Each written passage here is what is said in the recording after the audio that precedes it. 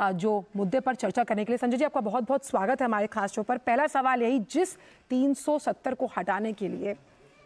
जो फैसला केंद्र सरकार ने लिया उसके खिलाफ 23 से ज्यादा याचिकाएं जो है वो दायर की गई, लेकिन आज एक सिरे से सीजीआई का जवाब कि 370 हटाना संवैधानिक था, वैध था, जम्मू कश्मीर भारत का अभिन्न अंग है, था और रहेगा। इस पर क्या कहेंगे आप? बिल्कुल आपने सही कहा। एक बहुत ही जिसे कहना चाहिए अवेटेड जजमेंट था, पहली बात। दूसरा, बहुत महत्वपूर्ण जजमेंट है, दो राय नहीं है। देखिए, जो शुरुआत जब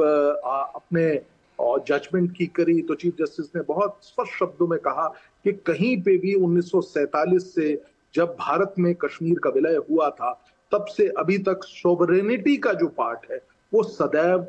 उनके साथ कभी नहीं था। भारत का सोवरेन जो पावर थी वो भारत की होती थी, और कुछ एक पावर्स उस पर्टिकुलर प्रोविजन को, जिसको जो संविधान पीठ है यानी कि कॉन्स्टिट्यूशन बेंच ने आज बहुत स्पष्ट शब्दों में ये कहा कि ये एक टेम्परेरी प्रोविजन था,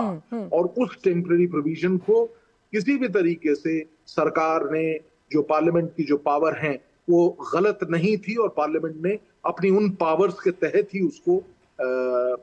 उसमें जो ये जो ऑर्डर है इसको पास किया था कुछ वर्ष पहले, जो कि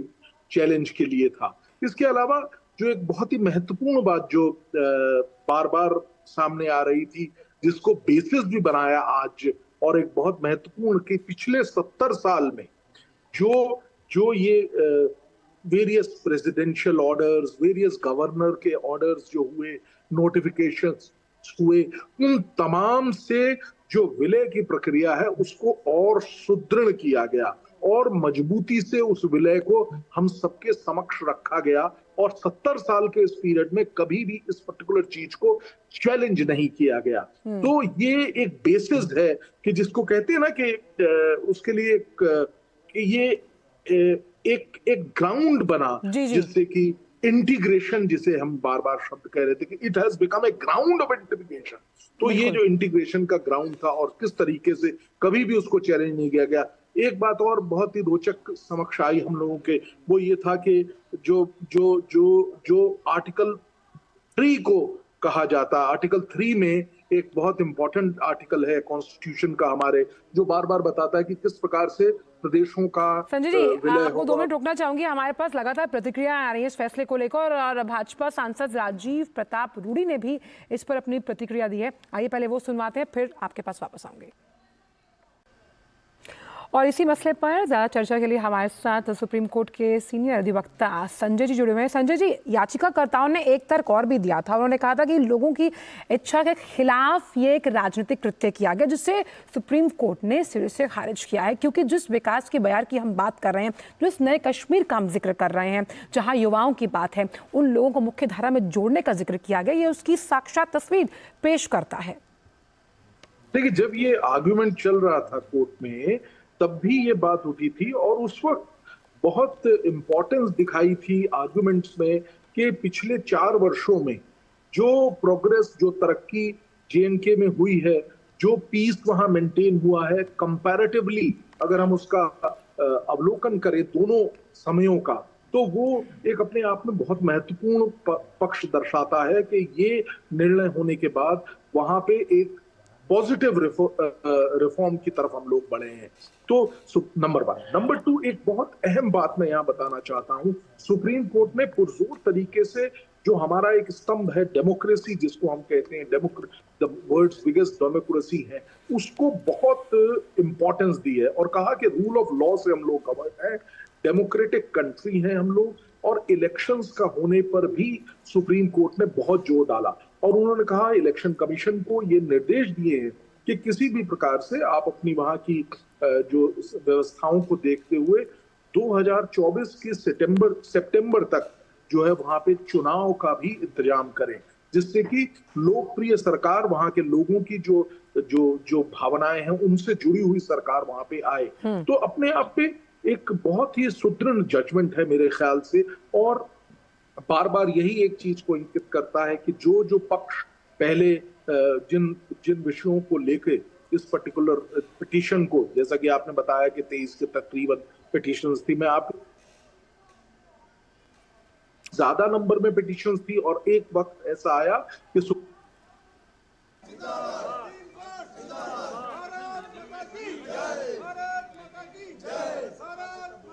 ये कश्मीर की वो आवाम है, वो जनता है जिसके बारे में अभी हम चर्चा कर रहे थे, जो स्थायित्व चाहती है, जिस नेशनल इंटीग्रेशन का जिक्र किया जा रहा है, जिसके लिए लगातार अभी सीजीआई ने कहा कि जल्द से जल्द वहाँ चुनाव होने चाहिए और साफ तौर पर जम्मू कश्मीर हमारा ही हिस्सा है। आप देख सकते हैं उस फैसले के बाद वहाँ की जो आवाम है इस फैसले का स्वागत करती हुई, ये फैसला कितना मुफीद है उनका मुस्तकबिल लिखने के लिए, आप ये समझिए। और ये इस बात की तस्दीक करता है कि जो फैसला सुप्रीम कोर्ट ने अभी पढ़ा है, सीजीआई द्वारा पढ़ा गया है, उसमें अनुच्छेद 370 को हटाना संवैधानिक तौर पर वैध है। ये उनकी चेहरों की मुस्कान और उनका ये सेलिब्रेशन बताता है, क्योंकि किन्हीं वजहों से कई सालों तक जिन तमाम योजनाओं से जम्मू कश्मीर वंचित रहा, अब वक्त आ गया है और वो वक्त चल रहा है कि जिस तरह से जम्मू कश्मीर लगातार विकास की नई इबारत लिखने के लिए तैयार है। वहाँ का युवा, वहाँ की महिलाएं और खासतौर पर वहाँ का जो यूथ है वो, तो जम्मू कश्मीर दूसरा राज्यों से अलग नहीं है। इसीलिए आप उस आवाम की आवाज़ सुन रहे हैं। उस आवाम की आवाज़ में वो खनक है जो साफ तौर पर इस बात को कहती है कि जो फैसला लिया गया उनकी भलाई के लिए, वो कहीं ना कहीं अब उनमें नजर आ रहा है। वापस चलते हैं, हमारे साथ हमारे जो मेहमान जुड़े हुए हैं, आज संजय जी। संजय जी, अभी हम आवाम का जिक्र ही कर रहे थे और जमहूरियत को जब हम काबिज करने की बात करते हैं, वो जब हमारा मुस्तकबिल लिखती है तो उसमें सबसे अहम यह है कि लोकतंत्र आपको मुस्कान के साथ साथ आपके वो तमाम राइट्स, आपको आपके अधिकारों से वंचित नहीं करता। और ये जो आवाम का जश्न हम अभी देख रहे हैं वो इस फैसले से खुश है। देखिए, ये खुश होने वाली बात ही है क्योंकि कई ऐसे रिस्ट्रिक्शंस, इम्पेडिमेंट्स थे, जैसे कि कोई महिला अगर राज्य से बाहर शादी करती है तो उसके कई अधिकारों पर प्रभाव पड़ता है। इस तरीके के कई ऐसे पहलू थे जो पहले, जैसे एसटी एससी भाइयों के लिए कई पहलू थे जिनका कि यहाँ पे 370 की वजह से और 35A की वजह से काफी दखल होती थी और उससे डिस्टर्ब होते थे वो राइट्स। उन सब राइट्स को भी नजरअंदाज नहीं किया जा सकता। अब जैसा कि भारत के अन्य प्रदेशों में, अन्य राज्यों में, अन्य जगहों पे जो राइट्स हैं, जो हकूक है, इंसानी हकूक जिन्हें कहते हैं ह्यूमन राइट्स, वो सारे हकूक भी अब जम्मू कश्मीर के जनता को पुरजोर तरीके से मिलेंगे। पूरी उतनी ही व्यवस्था मिलेगी जो व्यवस्था पूरे भारत में है। ये भी एक बहुत बड़ा प्रश्न है और ये मुझे लगता है कि जम्मू कश्मीर की जनता के जो मुंह पे आज खुशी हम देख रहे हैं, जो वहां के व्यक्तियों के जो प्रसन्न है, उसकी प्रसन्नता हम वहाँ के लोगों की बात कर रहे हैं ना संजय जी, तो हमारे साथ हमारे संवाददाता जुड़ गए हैं जम्मू से, शब्बीर डार जुड़े हुए हैं। शब्बीर, वरिष्ठ अधिवक्ता हमारे साथ सुप्रीम कोर्ट के संजय चड्ढा साहब जुड़े हैं। संजय जी, जब 370 जम्मू कश्मीर में था उस वक्त ये कहा जाता था कि संविधान के हाथ बंधे हुए हैं और देश और लोकतंत्र संविधान से चलता है। और आज के इस फैसले में जो बहुत अहम बात, कई अहम बातें कही, इसमें से एक अहम बात जो सीजीआई साहब ने कही वो ये कहा कि देश का संविधान पूरी तरह से जम्मू कश्मीर पर लागू करने के लिए जम्मू कश्मीर राज्य की मंजूरी लेने की जरूरत नहीं है, क्योंकि पहले भले ही ये शक्तियां राष्ट्रपति के पास थीं लेकिन वहां पर भी राज्य की मंजूरी लेना जरूरी था। इसे आप कानूनी प्रारूप से, लोगों की भलाई के लिहाज से किस तरह से लेते हैं? देखिए, जहां तक प्रश्न है जो आपने सवाल किया कि क्या इंटीग्रेशन में क्या होता है और किस प्रकार से जो है एक राज्य की कंसेंट की जरूरत होती है, मैं बता रहा था पिछले बार जब हम लोग बात कर रहे थे, आर्टिकल 3 उसके लिए बनाया गया है। आर्टिकल 3 उस पर विस्तृत विवेचना होने की आवश्यकता है। ये भी आज सीजीआई ने अपने शब्दों में कहा था कि उस पर एक विस्तृत जजमेंट की आवश्यकता है। लेकिन जहां तक आज के परिप्रेक्ष्य की बात है, आज सीजीआई ने बहुत स्पष्ट शब्दों में कहा कि जिस तरीके से कॉन्स्टिट्यूशन के इंटीग्रेशन का काम पिछले 70 सालों में चल रहा था, उसका ये कल्मिनेशन है, नंबर 1। नंबर 2, एक जो सबसे अहम बात है वो हमको नहीं भूलनी है कि पिछले 70 साल में सैकड़ों बार, मेरे शब्द को मार्क करिए, नोट करिए, सैकड़ों बार जो है गवर्नर ने, प्रेसिडेंट ऑफ इंडिया ने प्रोक्लेमेशंस जारी किए हैं, नोटिफिकेशंस जारी किए हैं। वो तमाम नोटिफिकेशन इस को कभी भी चैलेंज नहीं किया गया। जो इस चीज को बार बार इंगित करते हैं, बार बार दर्शाते हैं, बार बार एक ही पॉइंट पे लेके जाते हैं कॉन्स्टिट्यूशनैलिटी के ऊपर, कि सॉवरेनिटी जो है वो जम्मू एंड कश्मीर का अपना अंग नहीं था, सॉवरेनिटी भारत की ही थी और वो भारत का एक अभिन्न अंग था। और इवन इंस्ट्रूमेंट ऑफ एक्सेशन में भी इस चीज का विस्तृत रूप से वर्णन किया गया कि हम भारत के सॉवरेनिटी के अंतर्गत आते हैं। देखिए, आपने जो अभी बात भी हो रही थी, हमारे पत्रकार बता रहे थे विकास, कि कैसे जो पिछले 4 साल में जो प्रोग्रेसेस हुई हैं वहां पे किस प्रकार से, और खासतौर से मैं अभी रिसेंट एग्जांपल G20 का भी देना चाहूंगा कि कैसे G20 में और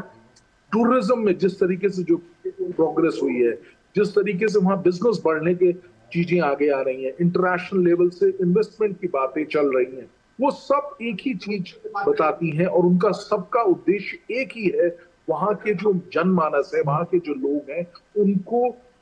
प्रोग्रेसिव वे में लाना, उनकी तरक्की होना। तो ये किसी भी भारत के अंग की अगर तरक्की होती है तो वो हमेशा वेलकम स्टेप है। सो ये सारे एस्पेक्ट हैं। जहां तक हम लोगों का